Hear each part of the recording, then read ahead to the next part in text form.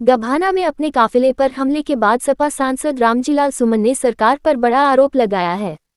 उन्होंने कहा कि सरकार जानबूझकर उनकी हत्या कराना चाहती है। सुनियोजित षड्यंत्र के तहत उन पर जानलेवा हमला किया गया। एक बयान में सांसद सुमन ने कहा कि राष्ट्रीय अध्यक्ष के निर्देश पर बुलंदशहर के सुनहरा गांव जा रहे थे। गभाना टोल के पास ही करनी सेना के लोग घात लगाए बैठे थे। गाड़ियों पर टायर, काला तेल, स्याही, ईंट पत्थर फेंके गए।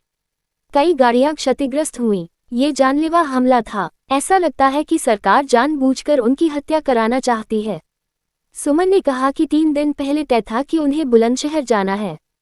पुलिस प्रशासन के साथ खुफिया तंत्र को पता था। हाथरस और अलीगढ़ को भी जानकारी थी। इसके बाद भी सुनियोजित षड्यंत्र के तहत हमला किया गया। उत्तर प्रदेश में जिस तरह के तत्वों को शह और संरक्षण मिल रहा है, इससे अनुमान लगाया जा सकता है कि प्रदेश में कानून व्यवस्था की स्थिति क्या है। क्षत्रियों के नाम पर कलंक है। क्षत्रियों का धर्म है गरीबों की रक्षा करना। ये बगल में भरतपुर के राजा सूरजमल क्षत्रिय थे। राजा सूरजमल अंग्रेजों से लड़े, उन्होंने अंग्रेजों की गर्दन काटी, किसी की गरीब की गर्दन नहीं काटी। ये तथाकथ जो सेना है, मेरा उनसे आग्रह है, पाकिस्तान में आतंकवाद के खिलाफ लड़ो, जाकर के पहुंच जाओ। चीन ने हमारी जमीन पर कब्जा कर रखा है। अरुणाचल प्रदेश को चीन अपने नक्शे में दिलाता है। अगर सही मानों में तुम करनी सेना हो और तुम्हारे अंदर वो जज्बा है, तो पाकिस्तान और चीन की सीमा पर जाओ, वहां अपने जोहर दिखाओ। यही तुम्हारा धर्म है, बंदा ये माना जाएगा। तुमसे बड़ा नकारा दुनिया में कोई नहीं। अच्छा, ये जो दलितों पे अत्याचार हो रहा है, आपका आरोप है कि सरकार में अत्याचार जो बढ़ा है, इसके पीछे क्या कारण मानते? सरकार की मानसिकता। मैं 50 वर्षों से ज्यादा राजनीति में हूं। मैं दावे के साथ कह सकता हूं कि सरकार में बैठे लोगों का जो आचरण होता है, समाज की शक्तियों का संचालन उसी दृष्टि से होता है। बाबा के लोग अंधे हो गए और उसी की वजह से दलितों पर निरंतर अत्याचार हो रहा है। आपके पास जो हमला हुआ, क्या पुलिस की सुरक्षा नहीं की आपके साथ, या सहयोग नहीं मिला पुलिस का? मैं तो कह रहा हूं ना, छावनी बना दिया गया था। हमें अंदर नहीं जाने दिया, हमें बुलंदशहर नहीं जाने दिया, जगह पर नहीं जाने दिया। वहां तो छावनी बनी हुई थी, उससे 500 मीटर पहले अलीगढ़ की तरफ ये लोग हमला करते। वहां पुलिस का एक कांस्टेबल भी नहीं था। सवाल क्या है? सवाल यह है कि 3 दिन से हमारा प्रोग्राम था, सबको जानकारी थी कि हम अलीगढ़ हम बुलंदशहर जा रहे हैं।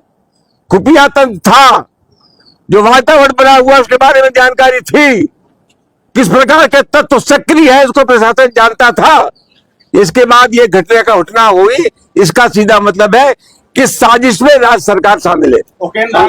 सवाल लगातार है, समाजवादी पार्टी जिस तरीके से इस मामले को लेकर चल रही है, आपके ऊपर लगातार हमले हो रहे हैं, लेकिन समाजवादी पार्टी का मौन समझ नहीं आता, क्या कारण? नहीं, समाजवादी पार्टी का इससे ज्यादा क्या होगा? जब यह घटना हुई तो पार्टी के राष्ट्रीय महासचिव शिवपाल जी आए, प्रमुख राष्ट्रीय महासचिव अखिलेश जी आए, रामगोपाल जी आए, 19 तारीख को पार्टी के राष्ट्रीय अध्यक्ष अखिलेश जी आए। अब मैं आपसे जब बात कर रहा हूं, उससे पहले इनका ट्वीट आ गया। समाजवादी पार्टी पूरी तरह से हमारे साथ खड़ी है। मैं पार्टी को धन्यवाद देता हूँ। अखिलेश यादव जब आए थे, उसके बाद उपेंद्र नाना ने आपका फोटो, अखिलेश जी के फोटो पे ट्वीट किया, लिखा कि जैसे रोए थे अखिलेश यादव भी रोएंगे। क्या मतलब चुनौती है उनको भी, करनी सेना की? यार किनकी बात करते हो? कोई सवाल ऐसा पूछो जो मेरे लिए बिलो डिग्निटी न हो। कौन क्या कह रहा है, क्या नहीं कह रहा है, ऐसे तत्वों का मैं नोटिस नहीं लेता।